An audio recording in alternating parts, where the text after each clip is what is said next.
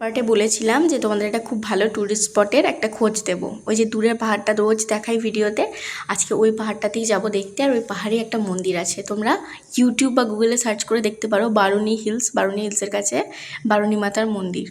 তো আমাদের বাড়ি থেকে এটা খুব বেশি দূরে নয়, মানে আমরা যে রেন্ট হাউসে আছি সেখান থেকে খুব বেশি দূরে নয়। এবার ভুবনেশ্বর থেকে তোমরা কীভাবে আসবে? ভুবনেশ্বর থেকে প্রথমে তোমাদের বাসে করে আসতে হবে খুর্দা। তোমরা ওখানে থেকে বাস পেয়ে যাবে। এবার খুর্দা বাইপাসে তোমাদের নামতে হবে। এবার ওখান থেকে তোমরা কিন্তু অটো রিজার্ভ করবে, কারণ এখানে পাবলিক ট্রান্সপোর্ট সেভাবে ভালো নয়, তোমাদের রিজার্ভ করতে হবে। তাই একসাথে যদি অনেকজন আসো তাহলেই ভালো। ওখান থেকে তোমরা কিন্তু অটো রিজার্ভ করে চলে আসবে, 200-300 টাকার মতো নেবে।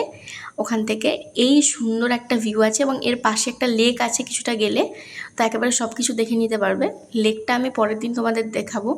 এই যে পাহাড়ের কোলে এই মন্দিরটা, এই যেটা বারুণী মাতার মন্দির, এখানে ভোগ টোগ হয়, বজরংবলী আছে, শিব মন্দির আছে এখানে।